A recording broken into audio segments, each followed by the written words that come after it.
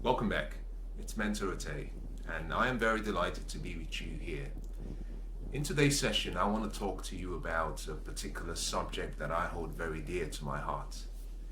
If I ever had a one in a lifetime opportunity to sit with you and to share and express either something I had learned from my experiences or perhaps my successes, my failures, my setbacks, or even my lessons and through the study of other people who I've modeled or people who I admire, my heroes, my mentors. I would say that what I'm about to share with you right now is, in my opinion, the one part of my life's experience that has made the greatest change, but also that has provided the greatest results in my life. And in the next few minutes, I want to ask that you do something for me. First of all, I am very pleased and I'm very grateful and I feel honored that you would invest this time listening to what I have to say and what I have to share. I do not take that for granted.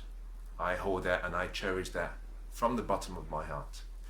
But let me encourage you to take it one step further. If there is someone you know, a family member, a friend, a business colleague, I want you to send out a message to them to say that Mentor Ate's life, and he's about to give the most important, what he considers to be the most important teaching or the most important message he's ever given. I want you to reach out to someone and say, you have to tune in. You have to tune in as soon as you can, because this could change your life. Now, just before I get started, let me just take you back and explain what today is all going to be about, the theme of today. The theme of today is about helping you to find your personal greatness and helping you to become the leader you were born to be. And at the foundation of that statement is what I call purpose. We all want to be successful, yes. We all want to be happy, yes. We all want to be healthy, yes. We all want to grow and do well. We all want the abundant life, and we deserve that life.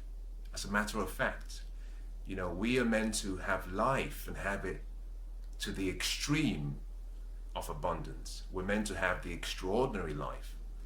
But life in itself has to be taught. We have to be taught how to live well and how to experience the good life.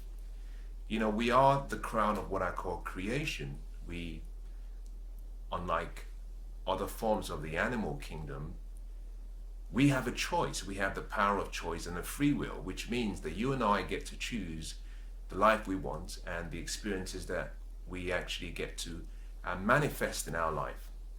That power of choice comes as a gift, and how we use that gift really decides what we experience, but more importantly, how the journey through this amazing life experience that we've been given begins, progresses, or ends.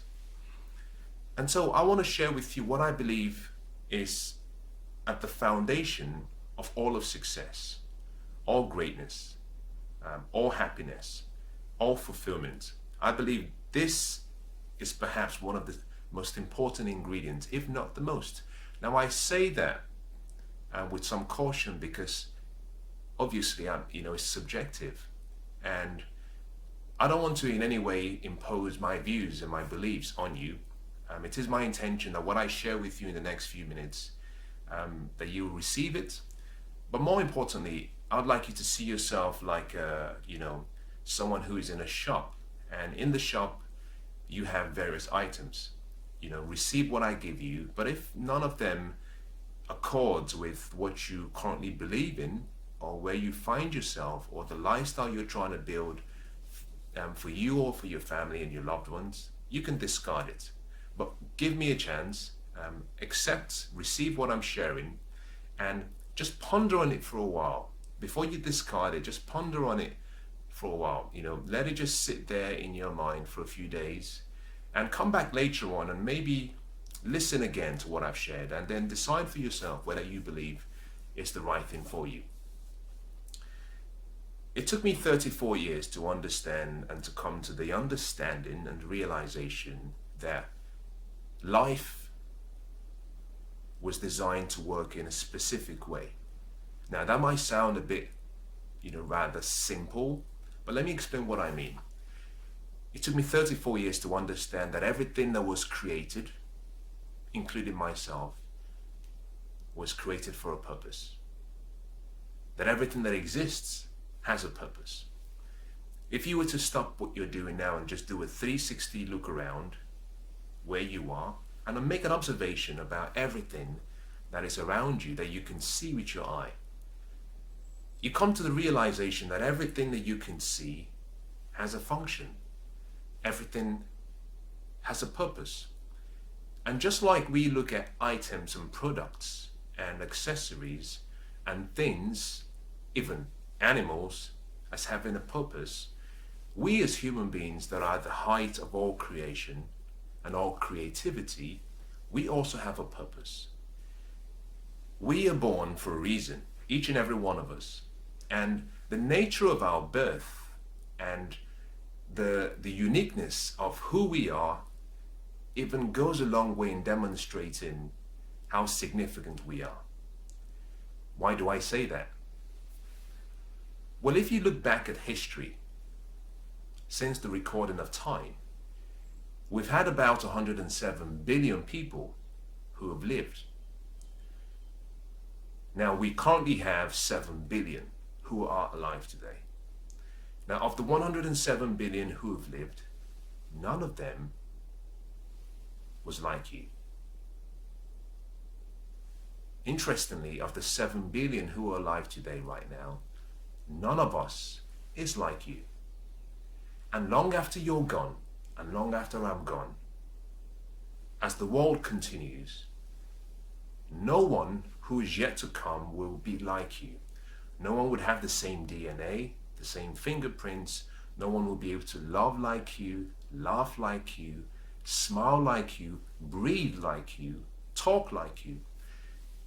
And that means that you weren't just born as one of many. No, you were born as an exclusive human being, one of your kind.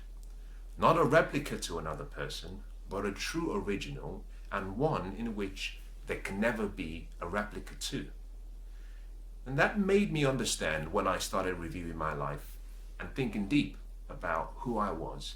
It made me realize that I was born for a specific reason, and I'll talk about this later on. But I didn't really understand at the time, and this is going back a number of years ago, I didn't understand the significance that we all played individually in this journey through life. In this session, there are a number of key points I want to emphasize. And I hope that I'm able to express what I have in my heart in the way I intend to. Sometimes words can be very clumsy when you're trying to express something that is in your head, and even worse when you're trying to express something in your heart. And I hope that through the right choice of words, I'm able to communicate how I really feel about this particular subject. There are 5 areas that we're going to talk about today. And the first has to do with purpose. What is purpose? There's so much that has been said about it, and I want to try and make it as simple as I can. The second is why you need to find your purpose. Because until you understand the why, the how and the what become really difficult to find and have no meaning.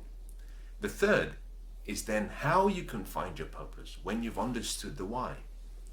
The fourth is what to do when you find your purpose.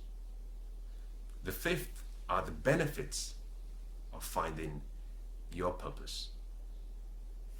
And then the final is how you know when you found it. Because you see, this journey through life, you can spend a lifetime chasing and trying to find your true life's calling, but until you have an understanding about what to look out for when you found it, it's possible that you might keep searching for the rest of your life.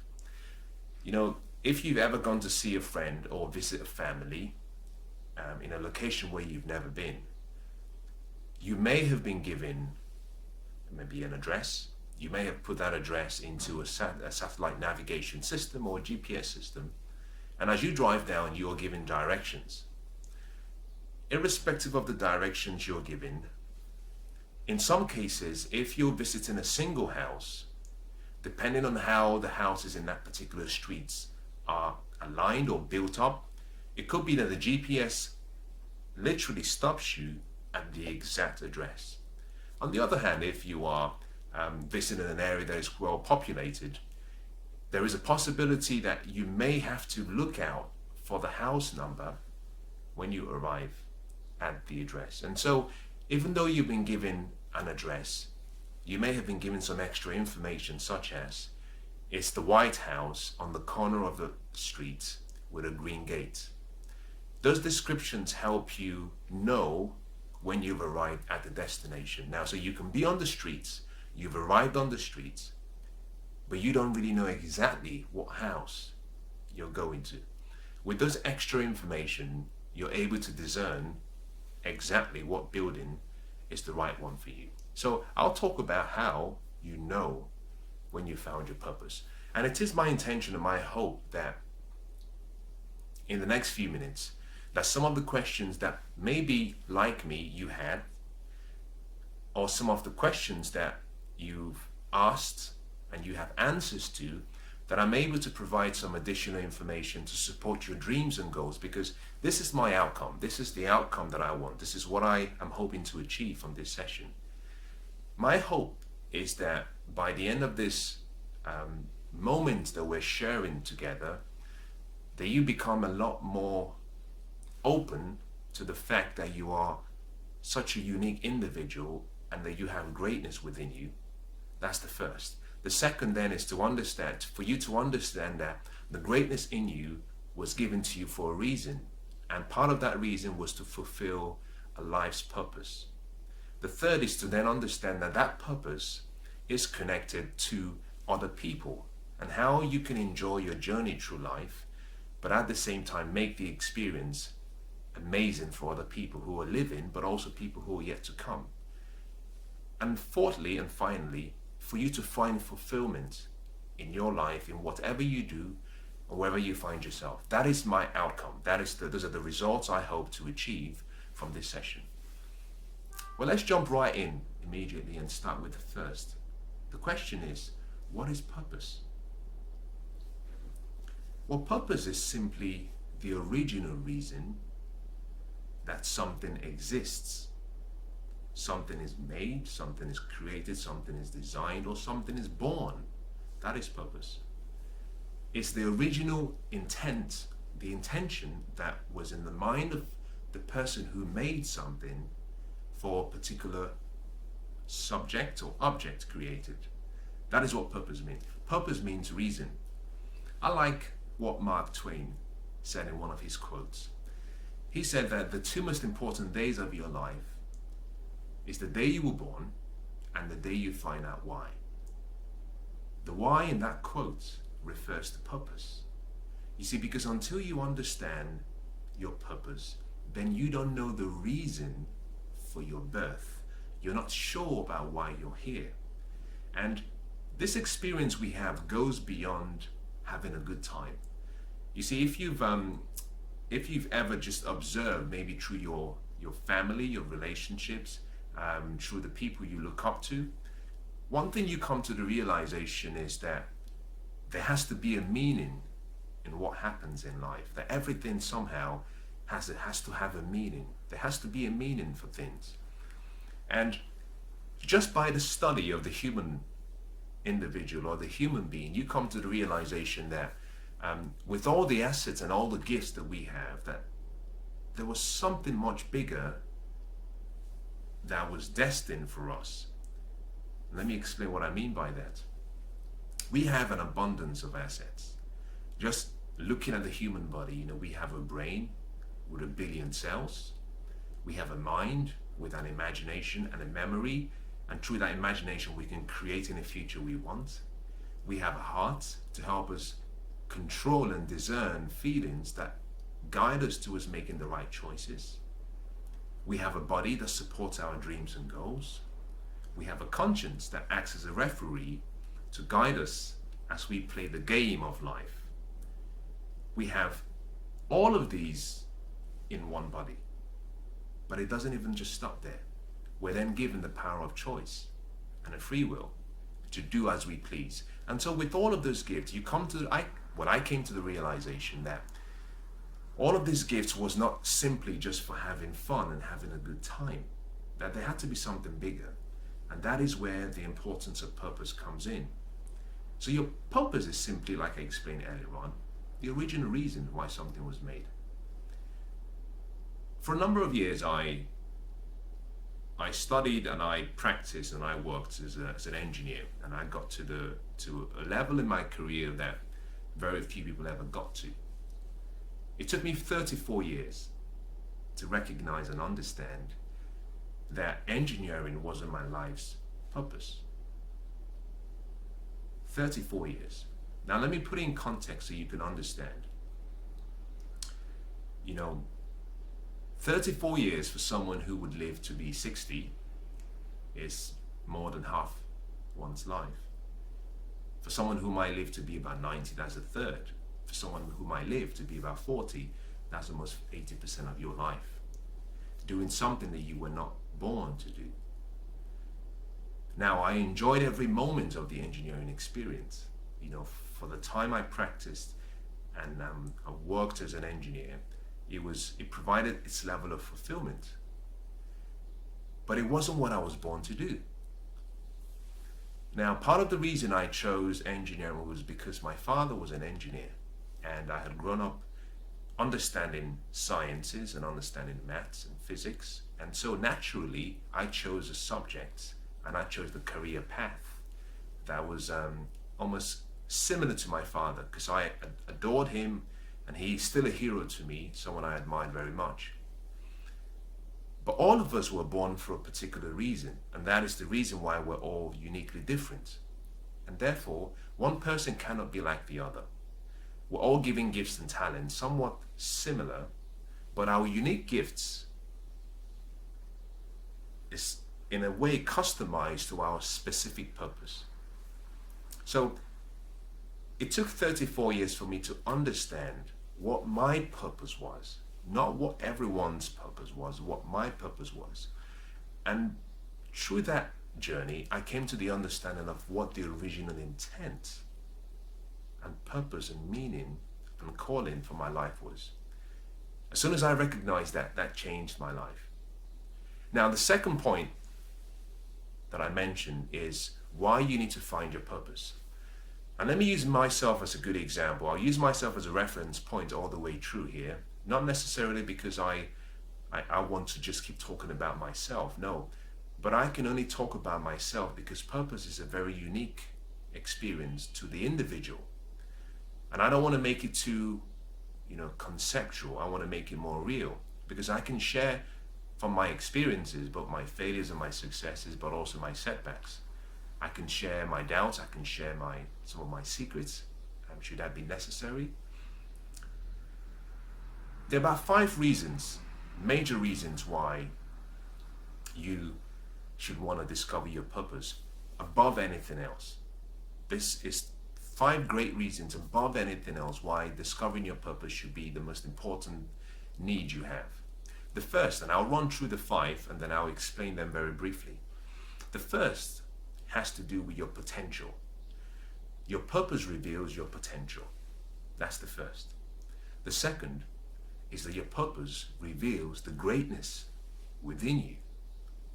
The third is that your purpose will reveal your fulfillment in life. The fourth is that your purpose will reveal your significance. And finally, your purpose will reveal your success and your area of success. Very interesting, very powerful. And let me talk about each of those very briefly. What is potential? Well, we all have energy within us. For so many years, science have tried to demonstrate that what we call matter and energy are just one. That we are simply energy. In our basic form, we are energy. And therefore, we all have this potential energy, which is energy that is lying dormant within us. If the energy stays in a dormant state, it's unused. So we all have potential. The potential we have deals with what we can achieve in this lifetime. And I'm here to share with you, and I hope you agree with this, but I'm here to share with you that your potential is unlimited. But to the human understanding, unlimited is difficult to comprehend. Very difficult to comprehend. And therefore, what your purpose helps you do is it brings you into an awareness or an understanding about who you really are, why you were born, where you came from, what you can do, which means the abilities you have to achieve all of this greatness, but more importantly, what that potential looks like. That potential is unlimited. But you know, it's like standing in the middle of a street and looking down a very long street. Your eyes can only see as far as is possible, depending on the landscape of the area. You know, if it was a really flat area, you could perhaps see as far as you can before you have obstructions. You know, your field of view from your eyes can only see so far. On the other hand, if you were to go into perhaps a small helicopter or maybe a small plane, above ground level, you can look down like an aerial view and you can see everything on that street.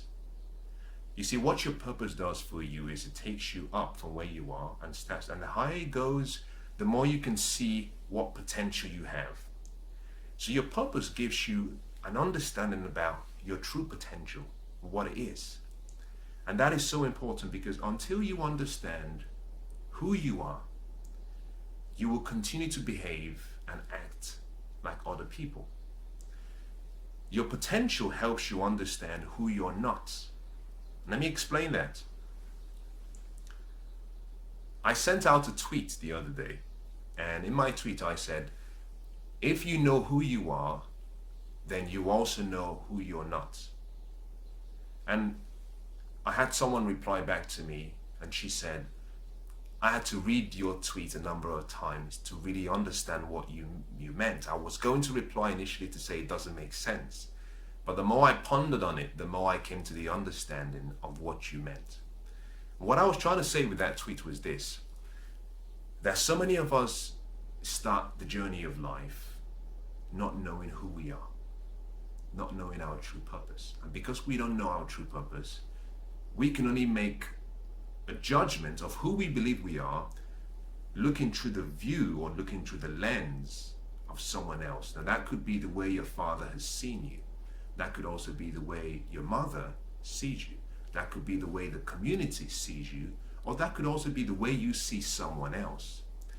And if you lack and you don't have at the foundation of your life a very clear picture of your self-portrait or your self-image, you will borrow an image of someone else, or you will be imposed on, someone will impose upon you an image of someone else. The point I'm making is this: if you know who you are, then you know what your potential is. But more importantly, you know who you're not. And this means simply that if I were to go back to my example and use an engineering, at a young age, we all get a glimpse of our purpose.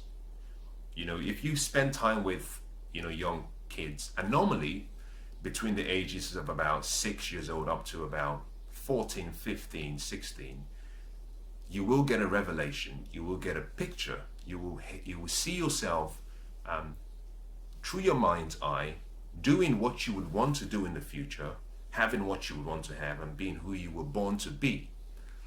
But in many cases that we are somehow allowed or encouraged to let go of that dream because of circumstances, or perhaps because of necessities. When you know your purpose and you know your potential, then any picture given to you by another, you can reject it because you know that's not you. So knowing your purpose or discovering your purpose, first of all, helps you discover your potential. And I'll talk about this at the end, because you see, as you're listening to me right now, if you're sitting down, if you're running, if you're perhaps standing, whatever you might be doing, in you right now are two people. The first is who you are today, and the second is who you were born to be, which is the unlimited potential you can achieve. And success, and I'll talk about this later on, but success comes as you bridge that gap between who you are now and as you advance towards who you could become. But the only way you can understand who you could become is through your purpose. Because in any area of life, in any field, there are limitations and what we call a glass ceiling placed by people. In the I believe it was in the 1930s, either 1934, I'm not really sure. Roger Bannister came and he ran a 4-minute mile. Before he ran the 4-minute mile, it was universally agreed that it was impossible for the human body to run a 4-minute mile. Now the question is, what changed? What changed? You see, people had placed this glass ceiling of the potentiality of the human body at a certain level. But it took courage. It took Roger Bannister discovering his potential and making him see first in his mind that dream achieved before conditioning his body to achieve that dream. But it was until he broke that record that people began to understand that the mind, whatever it can conceive and believe, it can achieve if the body works and supports that dream. The point I'm making with this is that in every area of life that we, knowingly or unknowingly, we place a glass ceiling on people's potential and what they can achieve. But no one can place a limit on what you can do except they know your purpose and your true life's calling. So your purpose reveals your potential. Let me move on quickly from that and talk about greatness. In each of us, we have greatness within. And I don't say that simply as a way of trying to make you feel good. I say that because it's a fact. My favorite book says that I am wonderfully and beautifully made, that I am a son of a king, and I have greatness within me. And I believe that we are all from the same source. We are from the source of love. And the same way you can take a piece of pie and you can take a slice out of this piece of pie and you can place that on a different sauce or a saucepan and you can compare both. You have the original piece of pie and then you have a part of the piece of pie. But in the smaller piece, you still have pie. Now, in the same way, I see all of us, the 7 billion people who are alive today, as part of a big piece. We're like members of the same body. My hand is part of my body. My mouth is part of my body. My legs form part of my body. In the same way, you and I and the remaining 7 billion people who are living, we form part of a bigger body. What that means is that what I have in me and the source that supports me also supports you. So if I see myself as being wonderfully and beautifully made, I think that you are also wonderfully and beautifully made. And if I perceive greatness to be within me, then I know for a fact that you have greatness within you. Because we are, like I said, part of the same body. But that greatness has conditions for it to be activated. Greatness is not something that you inherit. Greatness has nothing to do with money, fame, fortune. Greatness doesn't have, now listen to this now. Greatness doesn't even have anything to do with what you've done. We have a lot of athletes and a lot of businessmen and a lot of social entrepreneurs. We have a lot of people who have done a lot of great things in the human way of evaluating greatness. So when something has been done beyond what was the status quo, we say that's great. But greatness really hides in you being who you were born to be. Greatness is not in the doing, it's in the being. It's in the being. And you can only be who you were born to be if you know who you were born to be. And the knowledge of who you were born to be comes from purpose. That reveals who you are. And so our greatness is interlinked with understanding our purpose. Now, how do we activate this greatness within us? Now, it starts like this. You discover your purpose. You know exactly what you were born to do. You know exactly what you're here to do. With that picture, you allow yourself to start dreaming of the future and what you can do. Dreams activate the greatness within you. They don't start the greatness, they activate the greatness. Now, through your dreams, if you are able to crystallize those dreams into goals and you're willing to take action towards achieving that, now, as you push from who you are now, remember what I said before when I talked about potential, as you push from who you are now towards who you could become, and as you close that gap, you move towards greatness. So greatness is you fulfilling your life's purpose. That's the best way I can define greatness. Now think about this. There are a lot of people that you might think about, and their names and the images and pictures of them come to your mind when you hear greatness. This is the point. Greatness comes from being who you were born to be, but more importantly, fulfilling the unique purpose for which you were born. So if you want to be great, which I think everybody should have that as an aspiration, just simply ask yourself, who am I? What am I here for? And how can I fulfill the purpose for which I was born? You see, we're all here on a unique experience in this journey through life. And I believe that part of the bigger picture, I'm not really sure, I'm not certain, but I believe that part of the bigger picture is for us to impact the world with our greatness. That the glory in what we achieved stays on the earth and makes a difference for the generations to come. Now think about this, both of us now can fly from one city to another because two brothers, the Wright brothers, stumbled upon their greatness in their own way. I'm not saying they were great, I'm saying they stumbled upon their own greatness. And today we enjoy flight because of the decision they made on how to be and how to live. We can talk to each other and I can communicate with you from a remote location in London. I don't know where you're watching this from. You could be listening from a different continent. But all of that is all possible because of someone's dream. You see, the Wright brothers had a dream. That dream was connected to their purpose. In the same way you can see me, you can hear me now because someone had a dream. That dream was connected to their purpose and potential. And they have left the glory of fulfilling that purpose on earth. And we continue to enjoy it.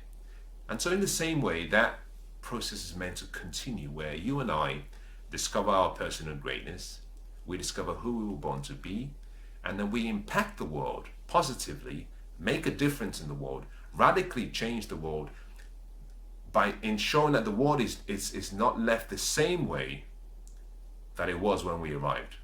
That is part of the greatness, where our greatness is left. We achieve greatness, but we leave the fingerprints and the footprints of our greatness all over this earth.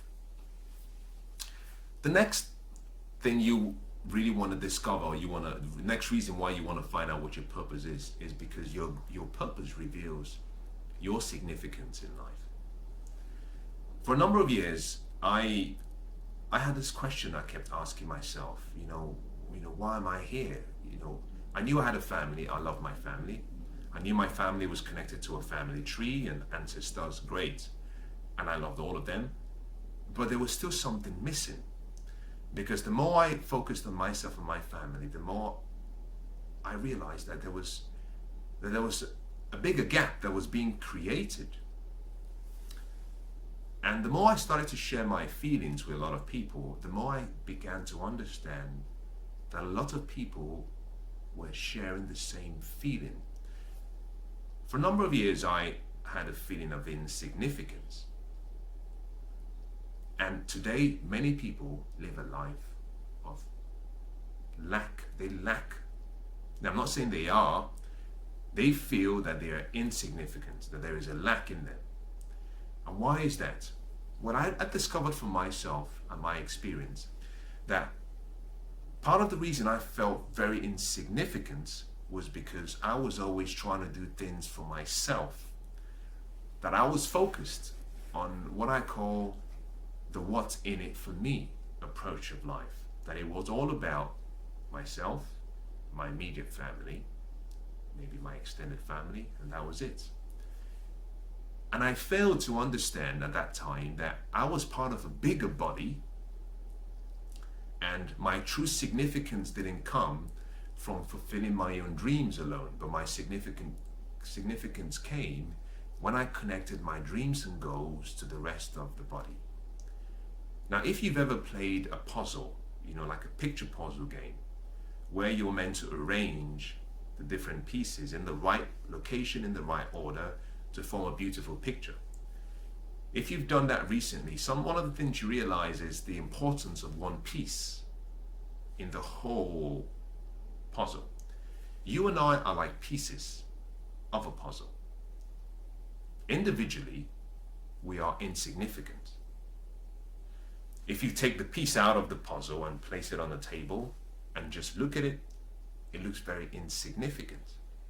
On the other hand, that piece placed back in the puzzle, in the right location, in the right place, automatically brings the whole picture to life. So in the picture frame, we find significance. Outside on our own, we lack significance. Going back to the example I used about the human body, just imagine if I were to cut my hand out. My hand on its own has no significance. It has no use. It has no use. My nose, if I were to cut my nose out, it has no use on its own. But guess what? My arm, my hand, intact, has some significance. My nose, in the right location, has some significance. In the same way, you and I, we play a role in the bigger picture of life. We are part of a much bigger body. And when our dreams and our goals and our aspirations are developed in such a way that it is good for the greater good of mankind, then that starts to change how we feel. There's an easy way of asking yourself, whether your goals and dreams or your pursuits are congruent with the greater good. And it starts with this. Whenever you want to do something, ask yourself these 4 questions. Does this thing I'm about to do, does it feel good? Because first of all, it has to feel good to you. Then is it good for me? Because it could feel good but not be good for you. Then ask yourself, is it good for other people, the people around you? And then 4th, is it good for the greater good of the world? Now, in some cases, you might find that there's some things that you do, personal things, sometimes you do things for pleasure or for excitement or just for, personal reasons. And whilst it might feel good, it may not be good for you. Now, on that basis, it's something you want to walk away from. It could also be something that feels good, is good for you in that present moment, but it doesn't serve the greater good. Then you want to be cautious about what you do, because that could fall under something such as maybe, you've had a great week, but you're stressed, you're really stressed out, and you need to reduce that stress. You want to have a glass of alcohol. That could feel good at that moment. It could be good for you at that moment. Maybe it helps you for whatever reason. I'm not being judgmental. But the question is, if you had so much of it, do you then become, rather than become, a supporter of the community, do you then become a nuisance, where you become almost a liability to other people? So those questions help you understand whether your goals and your dreams and your aspirations serve the greater good. But the point I'm making is this, that when you discover your purpose, because your purpose, and I go into this now, this is where I go into explaining significance and how it's connected to purpose. Your purpose identifies what you were born to do. And here is where significance comes from. Everything that is created, everything that is made, and everyone who is born has a purpose. We are born because we are solutions to a problem that exists. I'll say that again. We are born as solutions, and if we are solutions, then you must have a problem, which means that there exists a problem for us to solve. Now, because there is a problem that exists that which we are specifically born to solve, it means that that problem is customized to who we are, and no one else can solve that problem. That's the first. That means that we are exclusive. Like I explained before, you are 1 out of 7 billion people. Now, if that statement, you being 1 out of 7 billion, doesn't make you feel significant, I wonder what will. Because if you were to imagine a puzzle and you had 7 billion pieces, and of the 7 billion pieces, there was only one, and that was you, and considering that the whole picture has no true significance until you're in there, then that should make you feel significant. That should give you some understanding that you were made unique, that you're not here by chance, that you're not here as a result of a mistake. As a matter of fact, science tells us that when a man and a woman come together in the course of trying to produce a child, that about 500 million sperms are released. And as the sperms run towards the egg, the one out of that 500 million outswims all of the others and gets there first and fertilizes the egg. Now, do you know who that one was? Well, that was you. That was me. So we won our race of life already, meaning that we were significant. And that level of significance is still demonstrated by the fact that if you can hear me and if you can see me, you're still alive. And the fact you're alive means that the purpose for which you were born is yet to be completed. And that is demonstrated on the basis that we have 7 billion, but you're the only one. So not only did you win the race of 1 in 500 million, but you are 1 in 7 billion.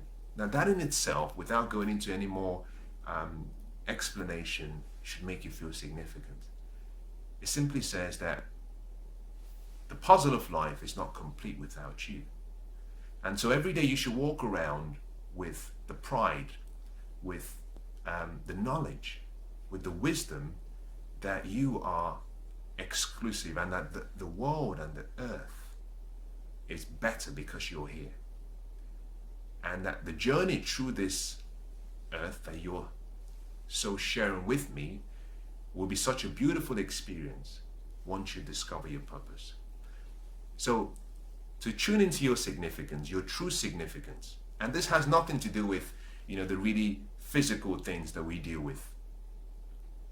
Someone, gets you a gift that makes you feel special. I'm talking about something much beyond that now. I'm talking about significance that you feel within you, your inner self. I'm talking about significance that the material things of life cannot satisfy. You are significant, and I want you to remember that. Now, the fourth thing, and the fourth reason why you should discover your purpose, is because you find fulfillment. Now, so many people are living a life that is lacking in fulfillment. Why?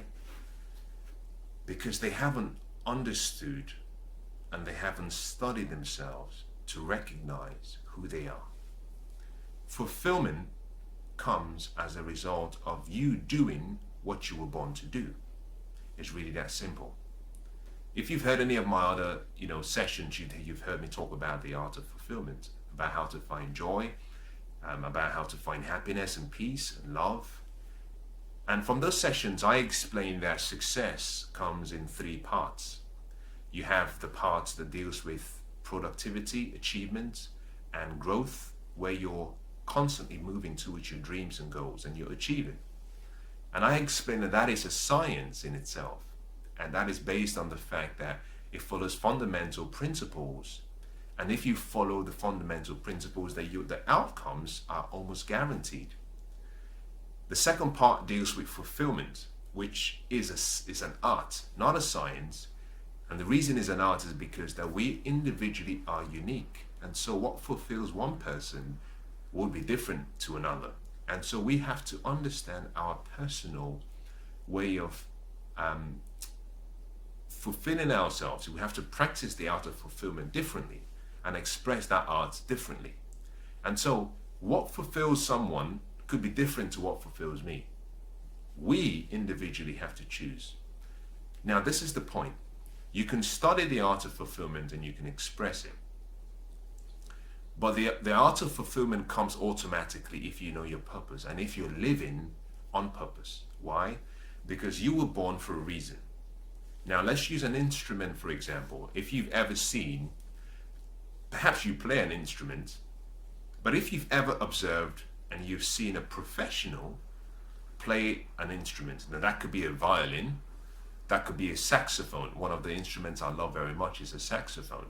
I don't know how to play it, but I love listening to it. But when you hear a professional play an instrument, you get to see the instrument being used at the highest level for the reason for which it was made or designed or constructed.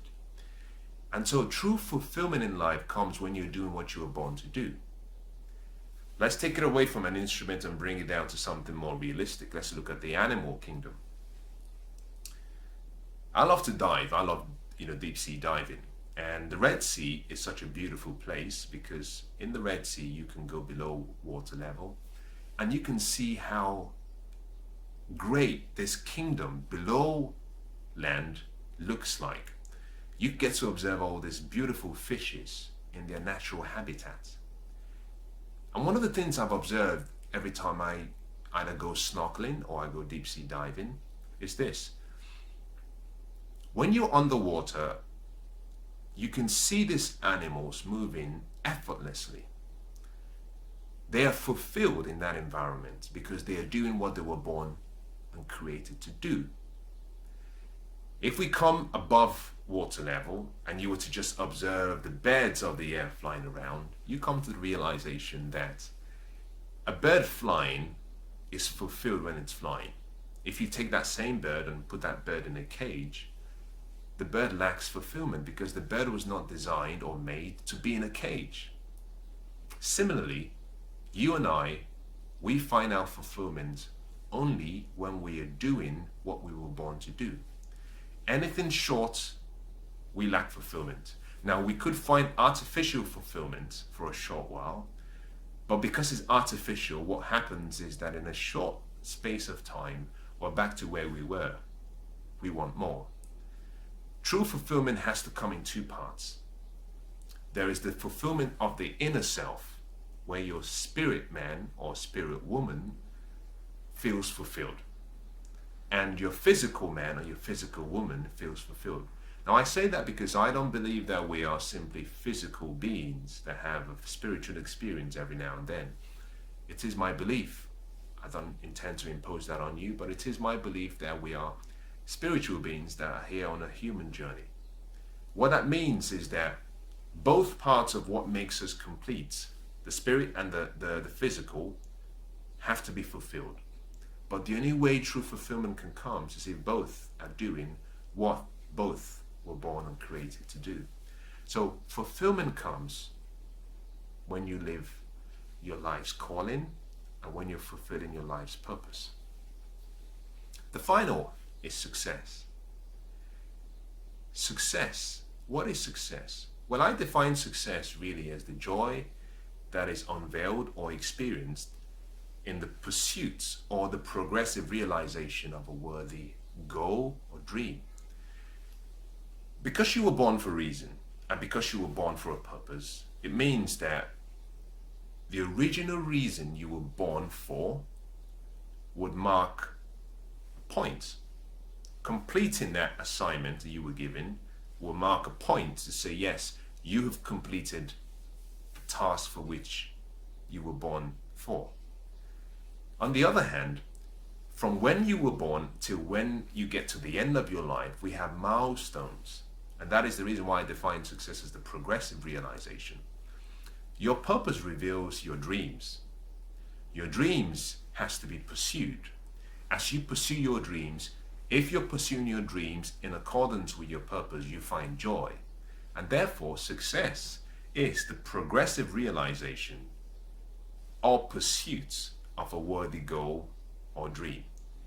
You find success as you close the gap between who you are today and your ultimate potential. It's really that simple. If you do what you were born to do, and as you grow, and as you learn, and as you love, and as you live, you find success. So those are the key reasons why you need to find purpose. And in each of those, I would say to you that it's worthy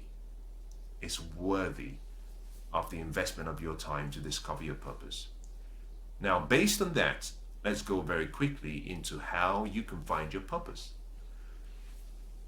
Before I talk about how to find your purpose, let me make a statement.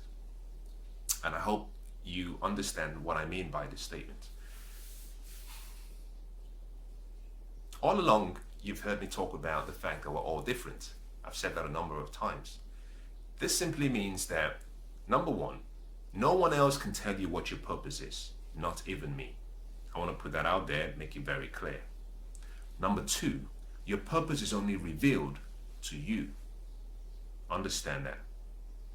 Number three, you alone will know when you're doing what you were born to do. It's important you understand that.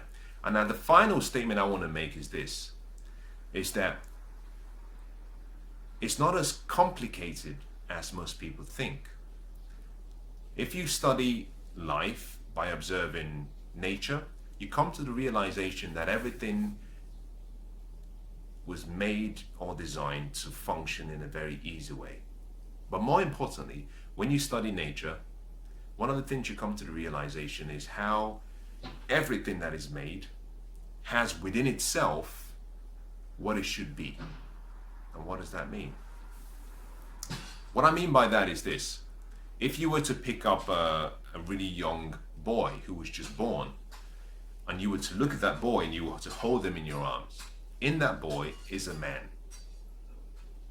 Similarly, if it was a young girl and you held her in your arms, in that girl, as you look into her eyes, in that girl, it's a woman. If you were to pick up the seed of an orange and you had it in your hands and you looked at the seed, in that seed is a tree. But the boy, the girl, the seed have to be in the right environment, because it can only become what it should be when it's where it should be. Understand this, that discovering your purpose starts from within.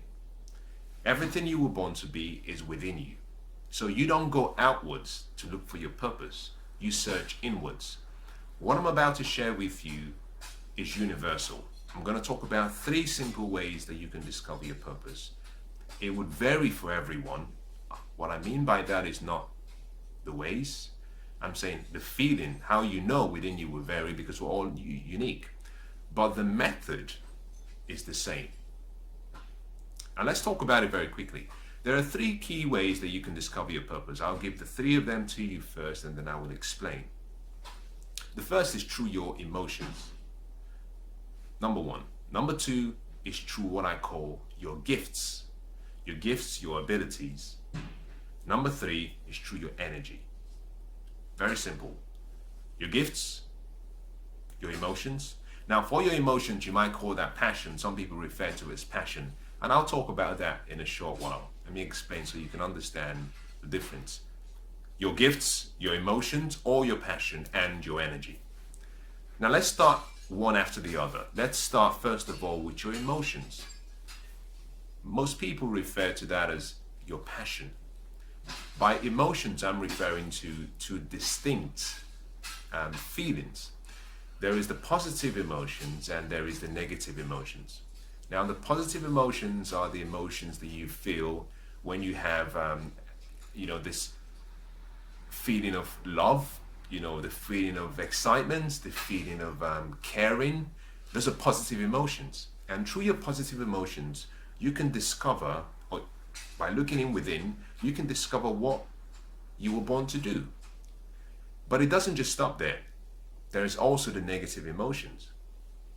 The negative emotions are emotions of, fear, emotions of pain, where you have an internal feeling of unrest. It could also even be anger, negative emotions.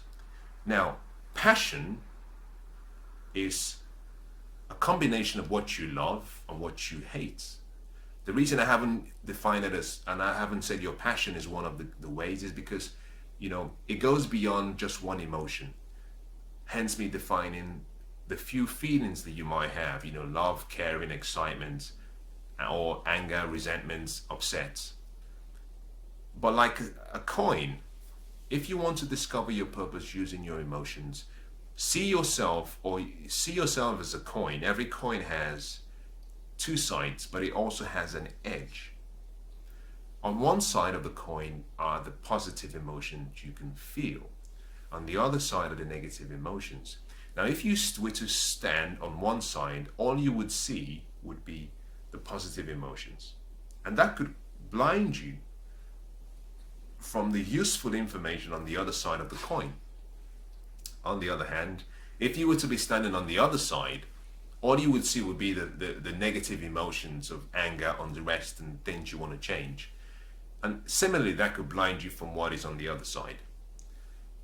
We find our purpose through the passion we have, which is a combination of the negative and the positive emotions.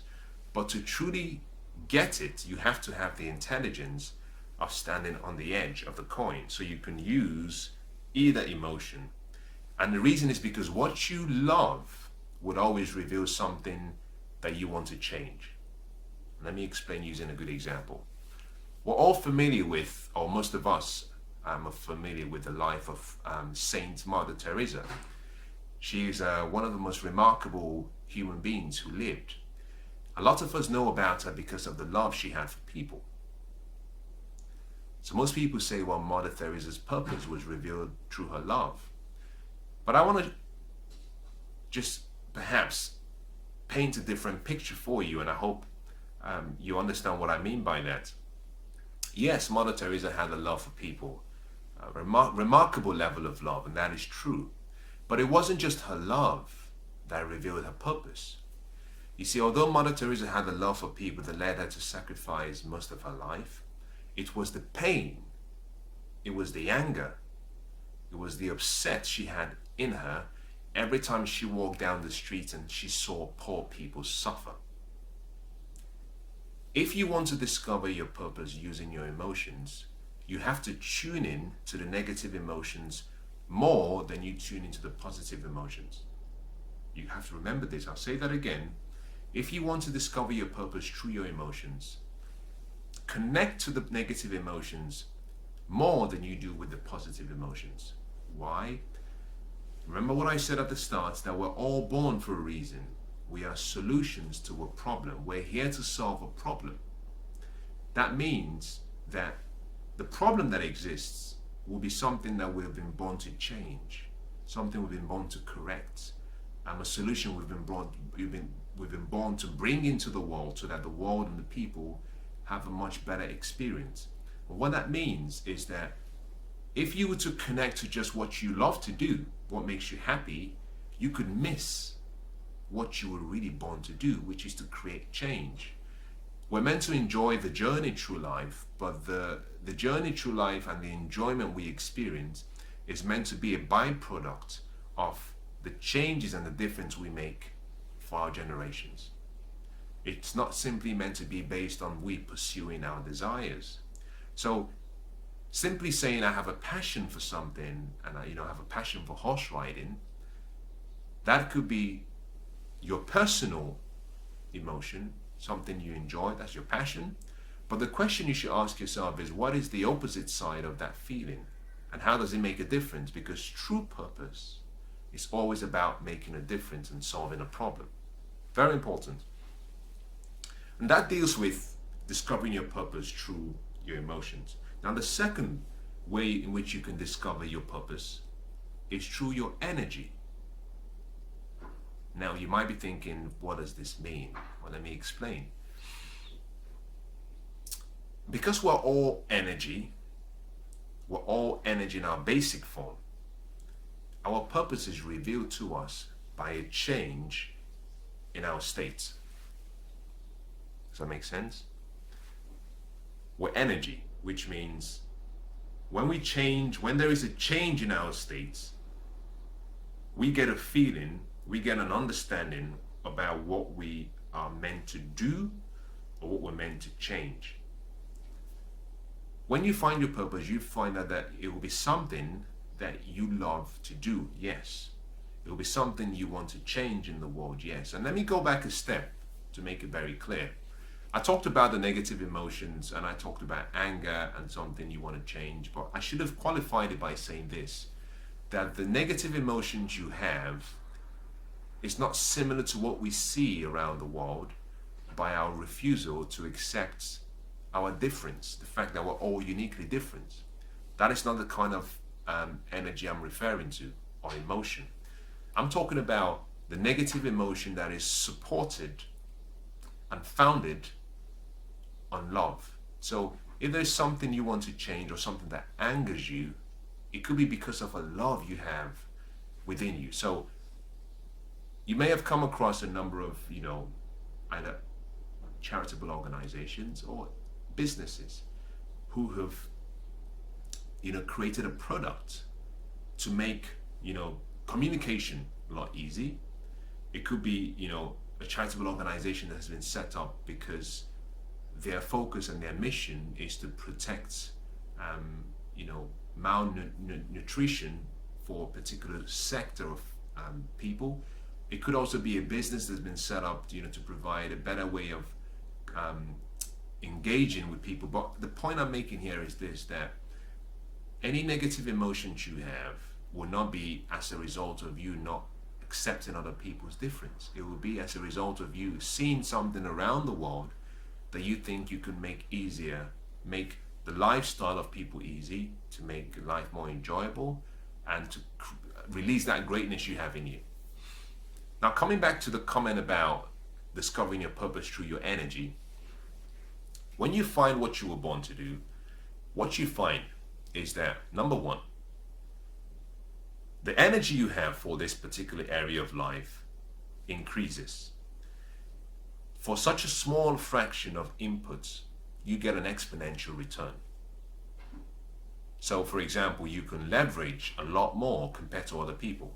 You find that it's something that you do whereby your energy is replenished. Think about this. If you work, ask yourself 3 questions. Is this a job? Is this a mission I have based on what I'm doing together with the people I work with? Or is this really my life's purpose and calling? The reason I say that is simply this. If you consider that to be just a job, you will experience stress and burnout. If you consider it to be a mission, then providing that the focus and the business plan continues to evolve with that mission, if that doesn't happen, you will experience stress, you will experience burnout, because you'll be depleting your energy, you'll be draining yourself. Energy, you're draining yourself. On the other hand, if it's a calling and a life's purpose, what you find is that physically and emotionally, mentally, even spiritually, although you're being drained, that there is an automatic refueling that comes to you, that you just find that the energy needed to sustain that work just keeps coming back. It's not something you can explain, but you just find that somehow you have this extra energy to continue with that work. When you find your purpose, you find something that you have an interesting level of energy for. But that energy doesn't stop there, because it takes you a step further. You also find that it's something that you have a lot of time for. That you, not just the fact that you're being replenished energy-wise, but you want to spend more time in, you want to invest more energy in, you want to study about it, you want to learn about it, you want to be the best in it. That comes when you've tapped into a particular area of life that you should be in. Some people might call that passion, the feeling of excitement. But passion is simply energy.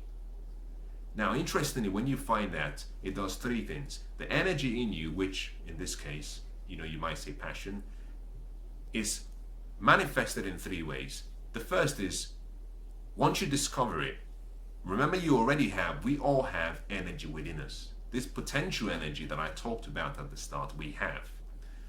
That energy is sitting there dormant. As soon as you start, or you come into the environment, or you discover what you were born to do, that energy is activated and then it's converted. Like from science, energy is neither created nor destroyed, but it can be transformed. The energy you have within you gets changed because you've come into where you should be. The greatness in you is awakened.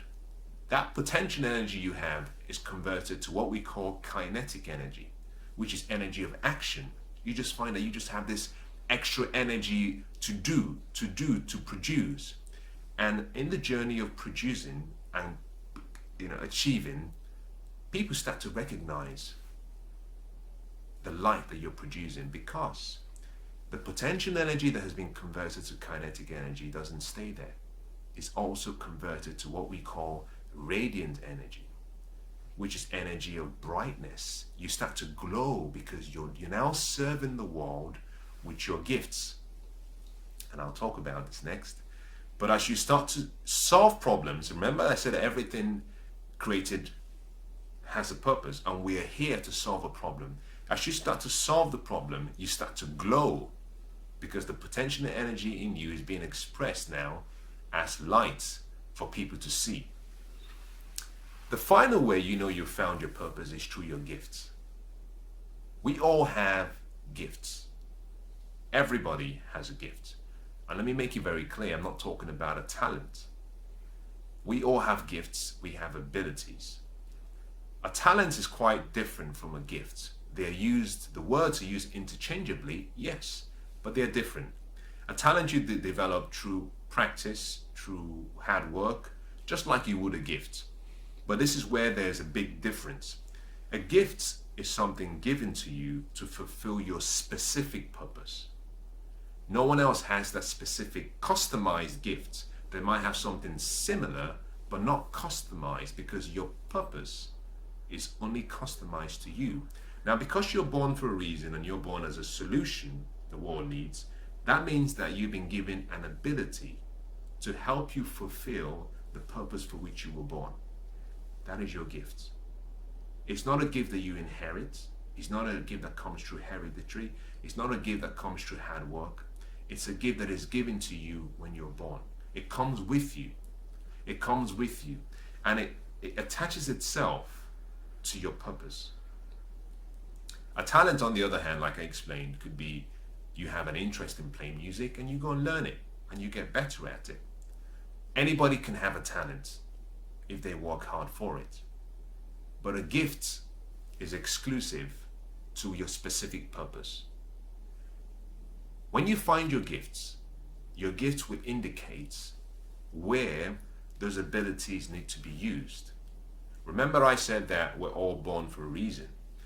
This means that if we are a solution, once we've discovered the solution that we are, that solution that has become known, which is through our gifts, we then have to find where the problem exists, because when the two come together, that is completion of your purpose. So individually, we all have gifts. If you discover your gifts, you've discovered a part of your purpose. Now, how do you find out what your gifts are? You might be asking the question, how do I know? How would I don't know? Now, start observing a few things. There are a few things you do that you do with so much effort. Anything you do with so much effort, you don't belong there. Anything that you will do where you don't have interest, where you're not passionate about, where there is no excitement, where you have no need or desire to learn more about it, that is not for you. That is not for you. Your gifts will typically arrive when people start to observe and say, there's something you do really well and really easy, and you do it so good, unlike anyone else. So sometimes observe the comments from people. But in addition to that, your gifts, more importantly, will be known to you when you're doing a particular thing that was what you were born to do. Reason, your inner self, your inner spirit will acknowledge that now you're doing what you were born to do. It's not something I can explain. All I can say to you is that you have a feeling of integrity within you, a feeling of wholeness. And I'll talk about this when I talk about how you know when you found your purpose. But your gifts will make room for you, as the famous book says. When you find your purpose, your gifts are activated. You find that you just, in a way, that you become almost like a genius in a particular area. Now think about this. If I were to take Roger Federer, who is amazing on the tennis court, and I were to take him and I were to put him, let's just say, on a football pitch with Cristiano Ronaldo playing football. Next to Cristiano Ronaldo, he would look so average. He would look so average. Similarly, if I were to take Usain Bolt, who is a genius on the track, and I were to take him and put him in a swimming pool next to Michael Phelps, he would seem very average. Now, why would each of those individuals who are great in what they do, why would they seem average? Because I've placed them in an environment where their gifts cannot be used. Their gifts will not flourish. So they will be operating from an area of weakness rather than a place of strength. Most people say to me, well, I'm bored in my job, or I'm unhappy, I don't feel motivated. And my response is always this: you are in the wrong environment. Because when you're where you were born to be, solving the problem that you were born to solve, you have no problem or no issue with being bored, because it's something you were designed to do. It's like saying that, I saw a fish and the fish looked depressed, or I saw a bird flying and the bird looked depressed. It's impossible, because the bird and the fish are expressing their true nature. In the same way, when you're where you were born to be, doing what you were born to do, you express your true nature. And that in itself is an art form that people will sit and awe at how you're practicing and delivering your art. Because you see, you were born for a reason. And at that point in time, when you're expressing your art, the greatness in you comes out, and the genius in you starts to display all of the power and all of the glory that you have within you. So it's something that when you find your gift, you found a clue, a sign to what your purpose is. Now, I've given you 3 ways in which you can discover your purpose. Remember, I said something at the start, which is that you have to go within. Stop looking without. I've given you ways, but don't go asking people. Because remember what I said at the start: if you know who you are, then you know who you're not. The challenge of asking people is sometimes people can only affirm you and confirm you the way they see you. So just the same way people said it was impossible for a human body to run a 4-minute mile, they were operating from a place of limitation because they couldn't see. Remember that your purpose is only given to you, and your dream is only given to you. Most people can only see by sight, based on what they can see. Sight is a function of your eyes, what you can see. I can look around where I am now and I can see. But your dreams are created through your imagination. And vision comes from when you use your mind or your imagination to see. So never go and ask another what my purpose is, because they can only refer and confirm what they can see with their natural eyes. However, to really discover your purpose and see your dreams, you need to see through your mind's eye, which is through your vision. Although I've given you 3 ways to find your purpose, I want to give you the most important statement on how to find your purpose. And this is it. If you discover your gifts and your gifts do not identify an area where you have a lot of energy for and you don't have a passion for, that is not your purpose. Similarly, if you discover your energy something you love to learn about, to talk about, but you don't feel passionate about it and you don't feel that you have the gifts to do it, that is not your purpose. Similarly, if you discover something you have a passion for, but you have no gifts and you have no energy towards it, that is not your purpose. If you've ever seen any of the, entertainment shows, like, the singing competitions, you might see someone who comes on stage and talks about their life dream of singing. They're passionate about it. They talk about singing. You can feel the passion in their voice when they're talking about singing and who they want to be. You can feel the energy in their presence, but as soon as they open their mouth to sing, you recognize something, that they do not have the gifts. To find your purpose, your gifts, your passion or your emotions and your energy must come together and coexist in a particular area of life. One without the other is not your purpose. I'll say that again. To find your purpose, your gifts, your emotions, your energy must coexist in the same location and complement each other. Otherwise, you haven't found your purpose. Now let's move on to the next, and I hope this has been quite useful for you. Now this is a lot of information I'm giving you, and yes, I've gone on for much longer than most of my normal sessions, and I do that for a particular reason, because I think from the bottom of my head that this is the most important thing you can do for yourself, is to find out why you were born. Because your life suddenly takes a complete change. When I worked as an engineer, I was excited. I had my goals and my dreams, and I achieved all of my goals and my dreams in engineering. I pushed as far as I could. I did what I wanted to do. But what I found really interesting is that until I found my purpose, I was working out of necessity as opposed to out of joy. I was working because I had to work. But now I live and I work because I want to work. And I work more now than I did when I was in engineering. Because now I'm doing something that I was born to do. Like a fish in water, yes, I do get tired. Yes, I do get exhausted, but I'm renewed. My energy is renewed. My excitement continues. My passion continues to flow. The energy in me is overwhelming. Why? Because I'm doing what I was born to do.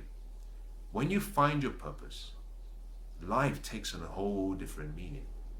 Completely different meaning. Let me recap where we are. I started by talking about purpose and explaining what purpose really is. Next, we talked about why you should find your purpose. And then I finished the last few minutes talking about how to find your purpose. The next thing I want to talk about is how you know when you found your purpose. And this is so important because most people are running a race of life and they have never stopped to enjoy the experience. You see, until you know exactly what signs to look out for, you could find your purpose but keep running. You abandon it and keep going because you do not know. I hope that by the 3 ways that I've explained earlier on, it helps you, guide you. But let me take it a step further, because some people have said to me, but how do I know? How do I know? You talk about your emotions, you talk about your energy, you talk about your gifts, but how do I know when I'm doing it? Let's say I found it and I'm doing it, but how do I know that it's the right thing? That's an incredibly important question. There are a number of ways, and I'll give you about 5 or 6 of them. Ways in which you can feel, you can know that you've discovered your purpose. The first is integrity. The word integrity comes, if you study maths, it comes from the word, if you ever remember the word called integer, which means it's a whole number. When you find your purpose, you find integrity. The integrity comes from your inner self becoming one with your physical self. And I explained this earlier on briefly. Integrity comes when you discover your purpose. You see, I left my engineering profession when I discovered my purpose. Well, I had actually become financially independent. I didn't have to work. provided I didn't have to work for necessity, but I had discovered my purpose as well. That meant that I could now work for joy and happiness and excitement rather than work for necessity. More importantly, that the discovery of my purpose brought to me this overwhelming peace, this overwhelming calmness, this overwhelming integrity in my heart, in myself. Because for the first time, it felt as though my inner self had a sigh of relief to say, now you know what you're meant to be doing. Because so far, for the whole number of years that I've been working, it felt as though I was forcing myself to do something I wasn't born to do. You know, I talked about some of the athletes, and I said if you were to take someone like Roger Federer and you put him on a football pitch, he would struggle because he's in a place where his gifts and his strengths are not being maximized. So he would be operating from an area of weakness. When you find your purpose, you find integrity in yourself. There's a calmness that comes within you that you just feel, I'm alive. There's a feeling of being complete. When you're off purpose, there's a struggle because you're forcing yourself, both your body and your inner self, to do what it was not born to do. Think about that. You're forcing yourself to do what it was not born to do. So the first thing you discover through your purpose is you understand what gives you and brings you integrity. And integrity doesn't have a price. There is no price you can place on integrity within yourself. The second way you can discover you found your purpose is because you've now discovered the gifts you have, because you have this passion in you and energy. Think about this. I mentioned to you that you have to discover your emotions, your energy, and your gifts. Now, this is how it works. When you discover your emotions or your passion, that energy in you is converted from potential energy, like I explained, to radiant energy. The more you radiate, the more people get attracted to you. People start to look and say, well, there's a glow. There's something glowing there. So people start becoming attracted to you. Part of that attraction comes from the point of view that you're solving problems for people because you are a solution to a problem that exists. So you're solving problems for people, and as you solve more problems, people are starting to recognize how good you are, how great you are. But more importantly, because you've discovered the energy in you, you find that you have a level of wisdom and understanding and a desire to learn more and to be the best. And the more you invest yourself in becoming great in that gift, the more it makes room for you. So the second way you know you've found your purpose is automatically people will start getting attracted to you. That you will start finding that people are drawn to you. People are drawn to that gift. Think about this. If you were to walk down, I don't know where you live or what part of the world you live in, but in some countries, there are some countries where you can literally walk down the street and you can see an apple tree. You can see a pineapple tree. You can see all the tropical fruits. You can even see an orange tree. In various parts of the world, those trees produce fruits.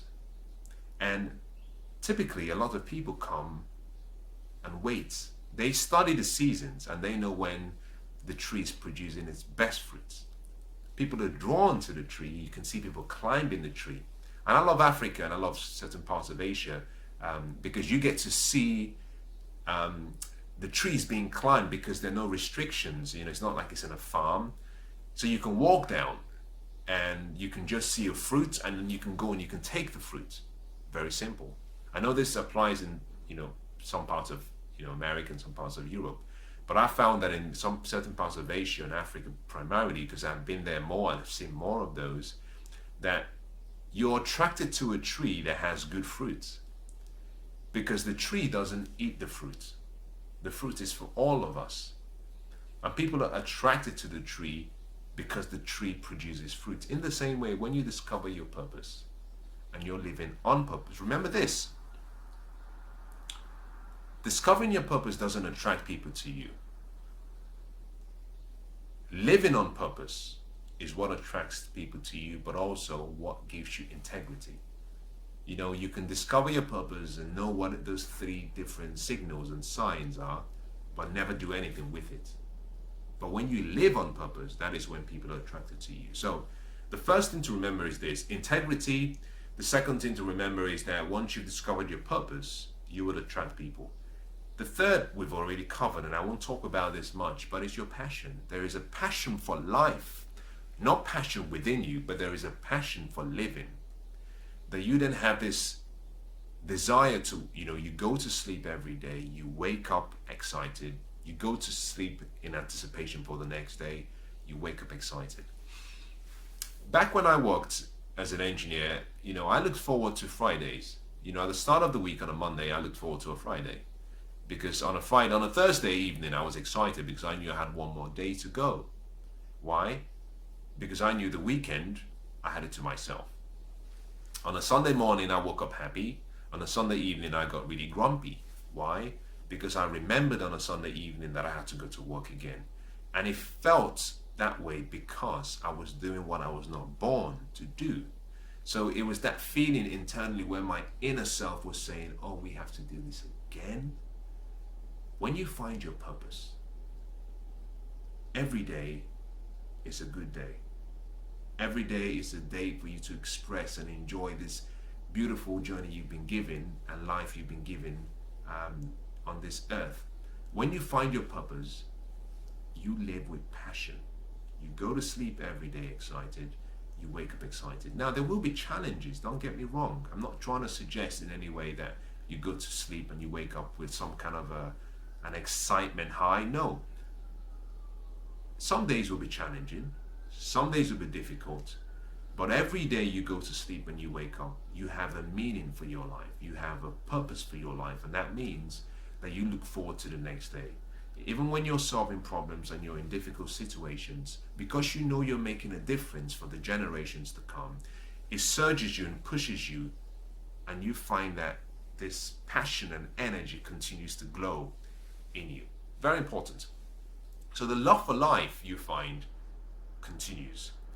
You have this love, and this is where I try to explain this to a friend in a different way.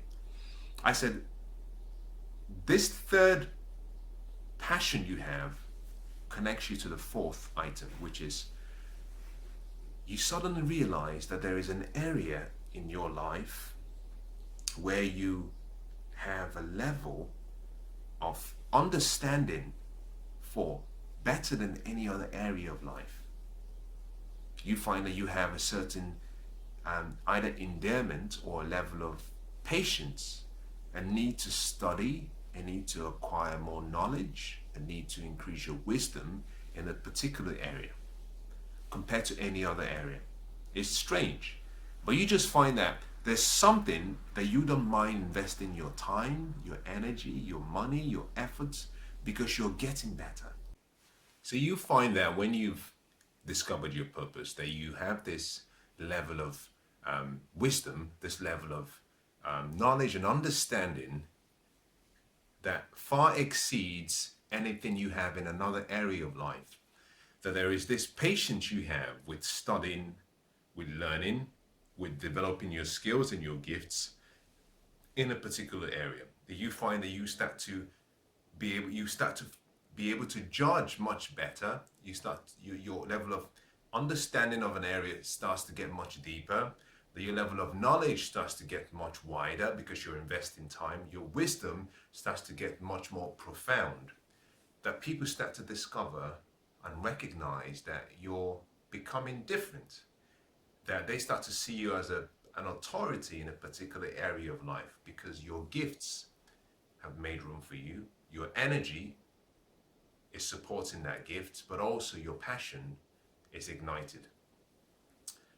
Next, another way you find that you've discovered your purpose is this, and I talked about this very briefly, and I'm not going to spend a lot of time on it, is the energy that is renewed in you.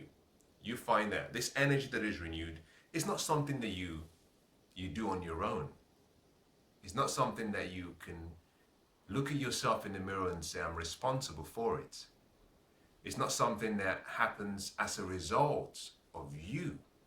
It's something that comes gushing out and rushing out from you. The renewed energy comes as a gift. It doesn't come as part of the acts that you've performed or things you've done. But once you find your purpose, you find that whatever you're doing, that you're renewed. You're renewed in your mind, you're renewed in your spirit, you're renewed in your body. Now that deals with ways in which you can know that you found it. Let's talk about the benefits of finding your purpose. Very quickly.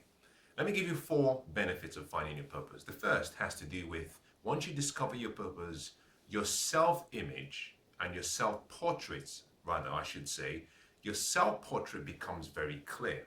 And I will explain that. The second is that you find that you understand what your life's focus should be. The third is that it helps you choose a lifestyle that you have to live. The fourth is that it starts to choose the associations and the people that you should keep and have around you. Very important. Your purpose changes everything about you as a person. You completely change. Make no mistake, if you're happy where you are, doing what you're doing, and then you find your purpose, you will find that in certain areas of your life that there will be changes. Some of those changes will be radical, some of them will be incremental, some of them will necessitate a change in a way of life. And let's go through each of those items very quickly. Your self-portrait. What is your self-portrait? Your self-portrait comprises of a number of parts. And I think if there was one gift I could give someone, and I had the ability, no I don't, because I'm just like you, but if I had one gift I could give anyone, it would be self-portrait, knowing who you are. Your self-portrait is comprised of your self-image, which is the image and picture you have about yourself. Your self-esteem, which is your estimation of your worth, how much you value yourself. Your self-ideal, which is the ideal picture you have about who you could become. Your self-confidence, which is how you feel about yourself. Your self-identity, which in most cases decides who you be and what you do. Combined together, that forms what we call your self-portrait. So when you discover your purpose, it brings you into a place where you start to see yourself as the great person that you are. You then have a new portrait of you, the real you. The you that has not been defined by the media, that hasn't been defined by the circumstances and the environment you were born in, that hasn't been defined by the people you interact with, hasn't been defined by your family and your associations and influence you have around you, but has been sculptured based on your true identity, your purpose. When you find your purpose, one of the great benefits is that you come to understand who you really are. And that discovery of your true self-portrait gives you a level of self-confidence that has no equal. It has no equal. It's not ego, it's not arrogance, it's self-assurance. It's that you become really clear on who you are and who you're not. And people start to notice it. People notice immediately that you've changed. Some people might say, well, you've changed. And when I discovered my purpose, a lot of people said to me, well, you've changed. But it wasn't that I had changed. It was actually I had returned back to who I was originally supposed to be. So I had just given myself the permission to be who I was born to be. Now the second is your lifestyle. Purpose provides you with a lifestyle. Why? Because you're born for a reason, to solve a problem. You're born to create a difference in your generation. And that means the way you live has to accord with what you were born to do. What is lifestyle? Lifestyle is simply how you live, what you do, and it's fashion informed, and it's something you learn. Now, we all have a lifestyle. We all have a lifestyle. Knowingly or unknowingly, we have a lifestyle.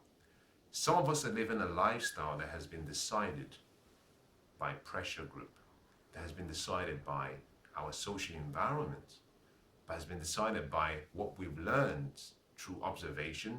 Some of it has been decided by our goals and dreams. But when you find your purpose, because you now know exactly how you were meant to, what you were born to do, you know exactly how you're meant to live. Go back into the sea, you observe a fish. In the water, they have a pattern through which and how they live and how they exist. A bird has a pattern through which it lives and exists. In the same way, our purpose individually establishes a lifestyle pattern through which we're meant to live if we are to fulfill the original reason for our birth. The third is your focus. Now, what is focus? Well, focus is simply following one course of action until successful. Focus means follow one course of action until successful, or follow one course until successful. You can remove the action, you can keep it, and it doesn't matter. But the point of that is simply that focus means you decide what you're going to do and you stay with it. I like what one great author said. He says, forgetting the things that are behind me, I press and I move towards the future of what's ahead of me. Focus means that you turn off all distractions and that you keep a level of intensity towards a vision that you have. Because your purpose identifies what you were born to do, it gives you a picture of your end. Therefore, you have a destination. Imagine a boat on a sea with no sail. You would agree with me that the gales will redirect that boat to a different destination if it has no sail. What your purpose does for you is it gives you a sail, but it doesn't just stop there. It gives you a destination, but also it even gives you a rudder to guide you in the direction of that destination. When you find your purpose, you find your focus. And focus is one of the most important, essential personal and business strategies for success. Why? Because what you focus on, you feel. Whatever you feel controls what you do. What you do controls how you live. It controls your habits. Your habits will decide your attitude to life, but also your character. And your character shapes your destiny. So what you focus on decides your destiny. Focus on the wrong thing, you end up in the wrong path. Focus on your purpose, it leads you to your destiny. So your focus is so important, and the best way is through your purpose. Most companies start by defining a vision. From the vision, they develop what they call a mission. From the mission, they take that mission and they break it down into a business plan. Now, what the mission and the vision and the business plan gives the company is focus. It's taken away all of the distractions, and it said, well, stick to this path, stick to this course of action, stick to this way of working, and that way, providing you're consistent, will lead you to your destination. So it's important. As soon as you find your purpose, you find your focus in life.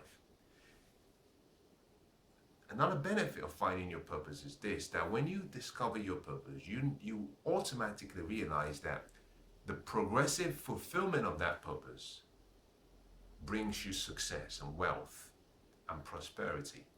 Now, let me define success and prosperity in this context. I'm talking about all of the good things that we've been freely given, all the things we need to create for ourselves a good life. I mean, good health, wealth, happiness, joy, love, good relationships, success, and money. When you find your purpose and you're living your purpose every day, you find that you're provided for. Money doesn't become an issue. You're not thinking about money because you're doing what you were born to do, and there is a reward that comes with doing what you were born to do. You're rewarded automatically. That any form of financial support you get is simply a reward for what you do, creating value for people. Because if you solve problems for people, you really provide value for them. The more value you create, the more people are happy to compensate you. So think about this. Whenever you find yourself in a situation whereby you think, that's a problem, and that's a problem, always ask yourself, if I solve this problem, do I make life easy for the individual? If I solve that problem, do I make life easy for the individual? The more problems you solve, the more value you create. The more value you create, the more you get a reward for your efforts. Now that, in a way, almost brings us to the final point of this series. We've talked about the benefits of finding your purpose. And now I want to talk about the final part, which is, what do you do when you've found your purpose? Very important. What do you do? To explain this session, let me paint a picture for you. And let me explain the different concepts that I'll use to explain what to do. Everything that is created, everything that is made, everyone who is born was born for a reason. Everyone has a purpose. Part of that purpose is to fulfill a particular life's calling. In that process, you are meant to be solving problems because you are a solution. And as you solve the problems for people, you create value for them. You create an environment where their lives become better. When you've discovered your purpose, it's time for you to take action, because it's the most important thing in the world. Most people get to the end of their lives and look back and say, what if I lived the wrong life? Or some people look back and say, I wish I had the courage to have lived the life that I knew was given to me. And I think that's very sad. Now, this is the point. At the end of our lives, except me and you do something meaningful with our life, it would be as though we were not born. And let me say that again. This might provoke you, and I say that intentionally, just not to provoke you, but to stir up the emotions you have, to explain to you and show you how important our journey through life really is. At the end of our lives, except you've done something meaningful with your life, it would be as though you were never born. Because when you're gone and I'm gone and everyone within perhaps our age group or perhaps your social circle is gone, if you haven't done something meaningful with your life, it would be as though you were never born. When you hear the name Nelson Mandela, something comes to your mind. A picture comes to your mind, but also a change in the world comes to your mind. When you hear the word Martin Luther King, something comes to your mind. When you hear the word Oprah Winfrey, something comes to your mind. When you hear the word, J.K. Rowling, a picture comes to your mind. You hear Abraham Lincoln, a picture comes to your mind. Richard Branson, a picture comes to your mind. There's so many names. I could keep going on. Mother Teresa, a picture comes to your mind. Mahatma Gandhi, a picture comes to your mind. When you hear the name Winston Churchill, a picture comes to your mind. Now, when we call your name, when your name is mentioned, what picture will come to the minds of people who are alive when we are long gone? You see, the names I just mentioned, you can remember them because of what they did, because of the impact they had on the earth and in their generation. And you see, part of the reason we can remember their names was because of how they served their gifts back to the world. Now, I don't know what their purpose individually were, but I can tell you this, that each of those people made a difference. And through their passion, through their gifts and talents, through their energy, they created a better world for me and you. So based on how they lived and what they did and the impact they had, I can with some level of confidence say that they fulfilled a part of their ultimate calling in life. Me and you, we have an opportunity to do the same. But to do that, you need a strategy. You know, discovering your purpose is just one thing. Successfully completing your purpose is a different thing. We need a strategy. Without a strategy, you might fail. Without a strategy, you might fail. You can have all the knowledge in the world, but without a strategy, you might fail. So let me paint on this big canvas certain words that you must remember, but also a strategy that you could consider using. From my experience, I found this, that when I discovered my purpose, I had a full-time job. I had a lot of responsibilities. I had a lot of projects I was working on. And I was nervous when I discovered my purpose because it was radically different to what I had known all my life. You know, I'd invested all of my life in a particular field of engineering, working. I had a dream of what I wanted to be and do in the future based on what I had studied and how I was doing at that point in time. And suddenly I came to the discovery of my true calling in life. But the picture of what I had in front of me, of what I knew my purpose was very different to the picture that I had been operating on for a long time. And most people will experience the same thing. You might do as well. And let me encourage you by saying, when that time comes, don't be afraid. Don't be worried. Don't be anxious. Recognize that the fact that you've discovered your purpose means that there's a path and there's a way for you.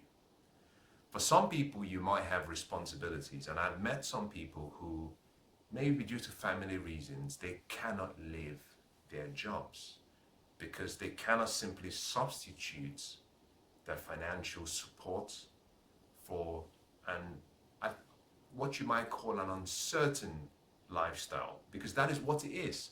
When your purpose is revealed to you, in most cases, you turn out and you might turn up and say, I don't think that's me. I don't know anything about it. I don't think that's me. I'm happy with the security I have. But there's a big difference between security and freedom. You see, abundance is found in living your purpose. Freedom is found in living your purpose. Security is found in a job. And remember that a job is simply what you're paid to do, and it could be gone tomorrow. Your purpose, on the other hand, is what you were born to do, and no one can take it from you. But you have to develop your gifts and skills and abilities and serve people and create value before it starts to produce a reward for you. And that could take time. So when you discover your purpose, it's okay to come up with a strategy of how you start the journey. And I started mine part-time. How? By simply investing some of my personal time in trying to understand what this new lifestyle that I wanted to embark on was all about. That meant that I kept my full-time job. And during my spare time, I invested in myself. I started trying to understand deeper what this really meant, because it was overwhelming. I started part-time. And when I had started, most people didn't know. I didn't have to share that with everyone because it was a very unique experience.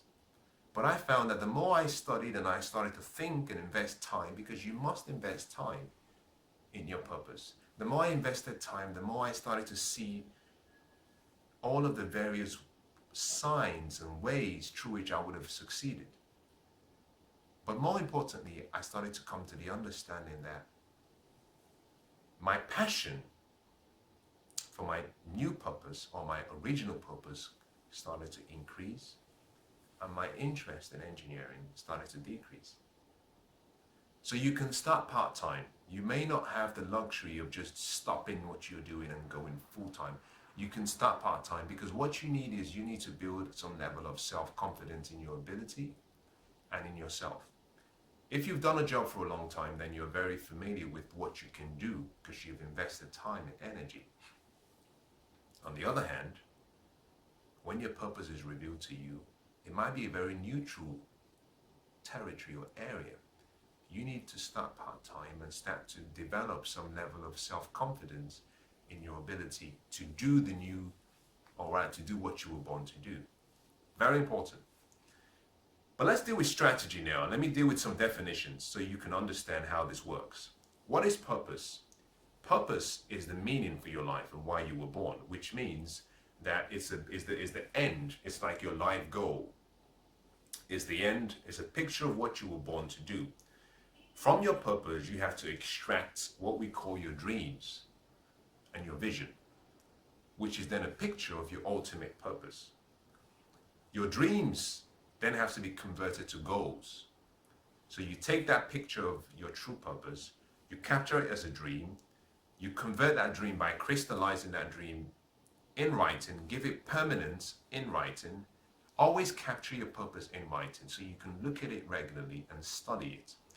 Capture your dreams in writing, because as soon as your dream is in writing, you now have what we call a goal. Every dream has to be broken down into steps, progressive steps. You cannot try to eat a whole cow at once. You've got to chop it into small beats, really small beats, and then you can season it, and then you can eat it. So break your dream and your life goal or your purpose down backwards and identify smaller daily objectives. Why is this important? Because your purpose is all of what you're meant to do in this world whilst alive. It's too much. It's too much for one mind to comprehend.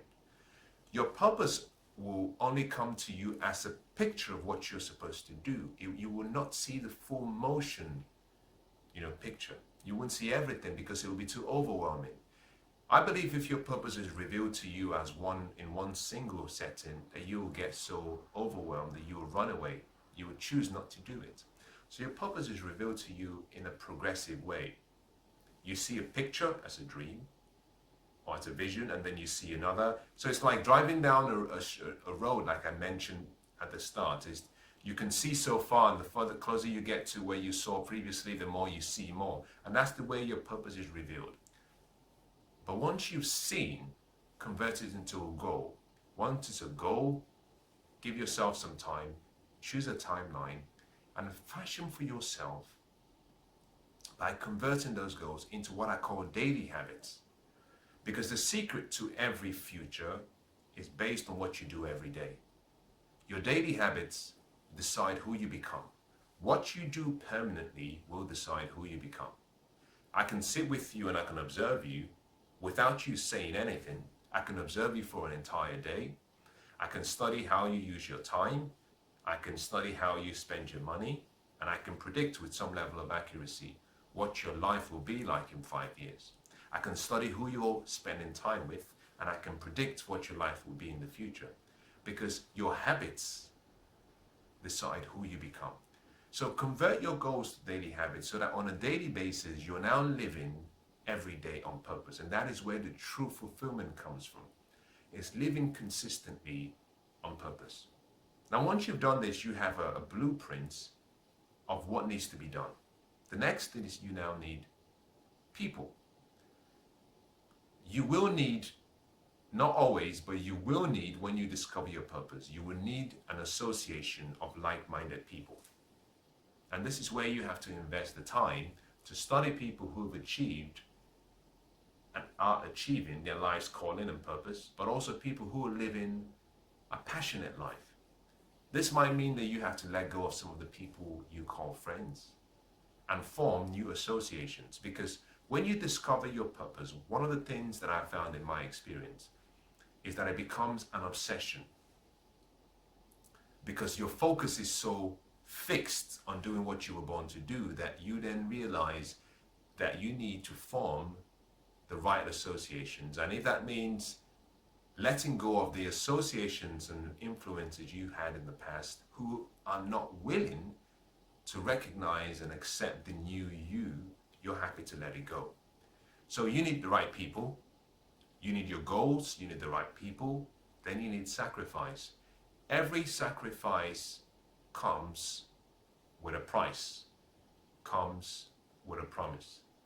Your purpose reveals what you were born to do, but it has so many benefits: wealth, happiness, joy, success, prosperity, good health.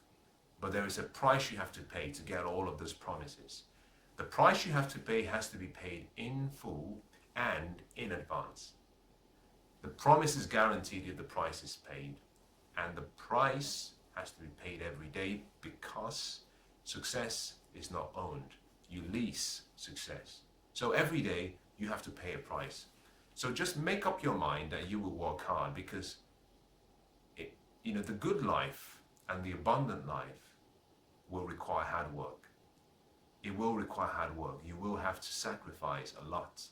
You will have to delay instant gratification. You will have to give up who you used to be to allow yourself to become who you should be. You will have to give up your time to invest it in your future. You will have to give up some of the things that you enjoy and you've done for so long. There will be sacrifice needed, and there will be so much hard work needed that you have to invest. But the promise is so sweet. The promise is so good that if you persist, stay focused, you persevere, success welcomes you with open arms. It welcomes you with fulfillment. It welcomes you with achievement.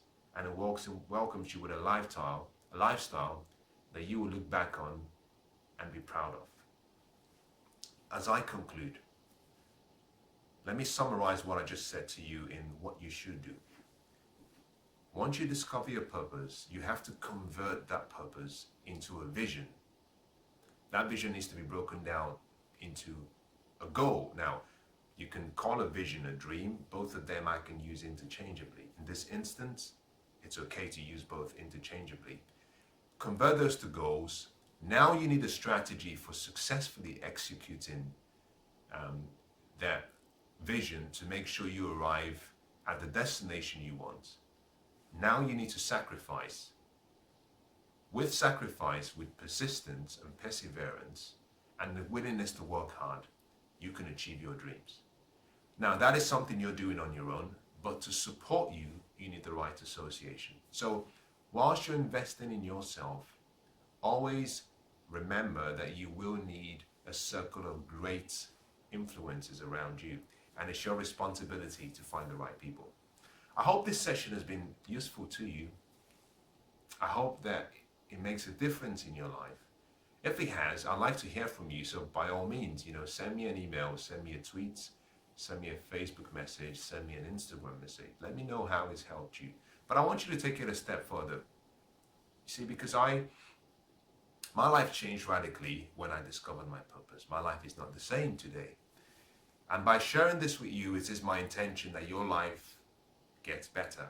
But there is someone else who needs this information. So I want you to do me a favor. I want you to identify 4 people that you can send this video to, or this link, or you can ask to come back and listen to this. Because the more we can get the whole world to discover their purpose, the more the glory in our greatness starts to fill up the world. It no longer becomes one person in a generation. We can start seeing greatness as a lifestyle rather than an uncommon and unexpected display of an ability from someone we awe at. We're all great. We were all born to be great, but we have to discover our personal greatness. So find 4 people and share this with them.